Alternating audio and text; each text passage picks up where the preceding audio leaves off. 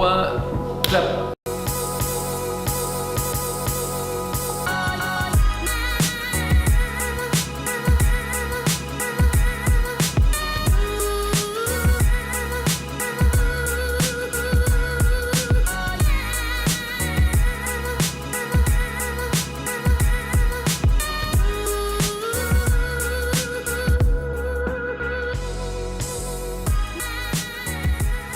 Salut tout le monde, la semaine dernière j'ai été au Parlement de la Fédération Wallonie-Bruxelles, à Bruxelles donc, dans le cadre de mon service citoyen pour mieux comprendre la politique belge.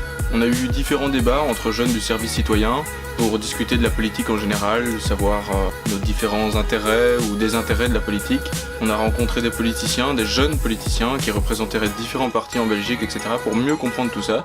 Aujourd'hui, moi je vous propose une interview de Georges-Gilles Quinet, je lui ai posé une seule et unique question.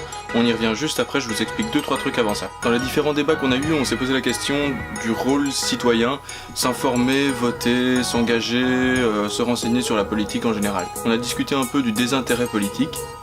La majeure partie des gens dans les débats étaient désintéressés de la politique parce que c'est très compliqué et qu'il y a un manque de communication au niveau politique, un manque de transparence. En général, le changement est peu visible parce que ce sont souvent les mêmes partis qui sont au pouvoir. Sur la salle que vous avez vue aux images précédemment, c'est là où se passent toutes les commissions. Ce sont des réunions de députés spécialisés dans certains domaines, par exemple le sport, la culture. C'est là par exemple qu'ils peuvent dicter et voter des lois qui seront plus tard votées en plénière. Plénière qui rassemble tous les partis. Ici ma question pour Georges-Gilles Quinet était de savoir ce que le parti écolo comptait faire au niveau communal, dans les grandes lignes. Donc voilà, il a su me répondre à ça pendant environ 4 minutes. Je vous laisse sur l'interview et on revient juste après pour reparler un petit peu de tout ça.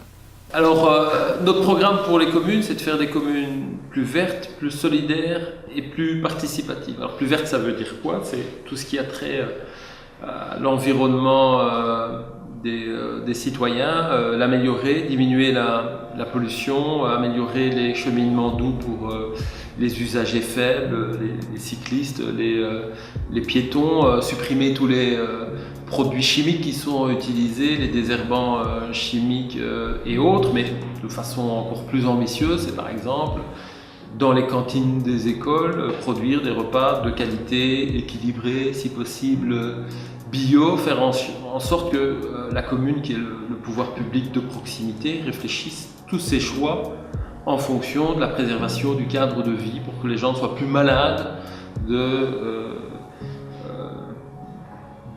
du contexte environnemental dans lequel ils vivent. Et il y a vraiment plein de choses à faire, plein de décisions à prendre chaque jour, même si la commune aura toujours des camions qui polluent un peu, mais ça on ne sait rien faire.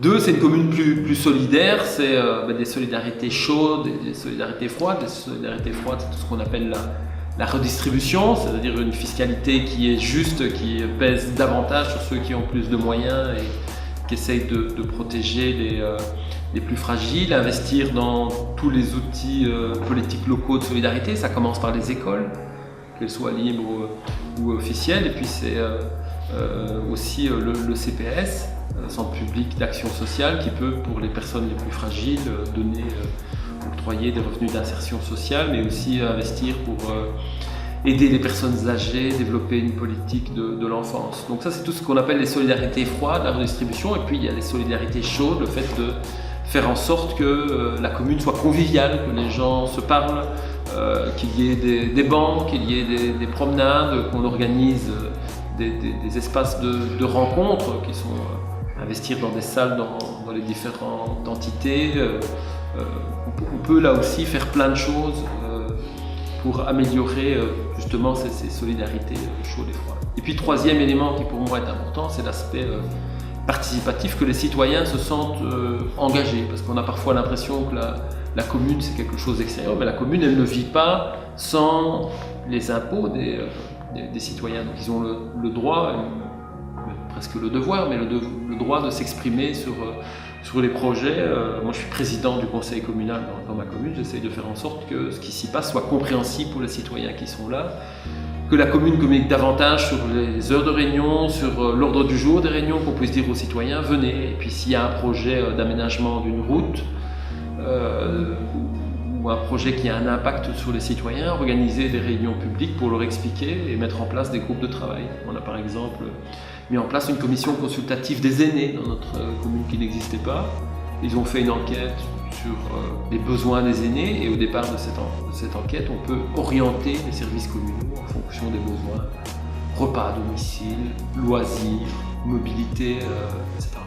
Plus les personnes participent, mieux la démocratie fonctionne parce qu'elle est comprise et plus on est efficace dans ce qu'on met en œuvre. Donc préservation du cadre de vie pour préserver la santé, solidarité chaude et froide, participation des citoyens, et une fois qu'on a déjà fait ça et qu'on essaie de bien gérer la commune, de bien utiliser l'argent public, je pense qu'il y a moyen vraiment d'être utile aux citoyens, ce qui est l'objectif quand on se présente aux élections.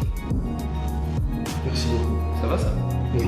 De fin. C'est super. Voilà, j'espère que ça vous aura plu. Je vais essayer de, par la suite, avoir peut-être d'autres interviews de différents députés, de différents partis, surtout, qu'on ait différentes informations des différents partis et savoir ce que les autres pensent. En tout cas, ça me fait super plaisir de commencer les vidéos, vous inquiétez pas, ça va pas parler que de politique.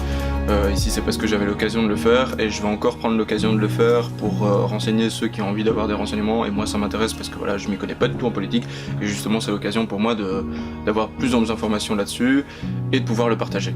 Et on se retrouve mercredi prochain, jusque là, portez-vous bien.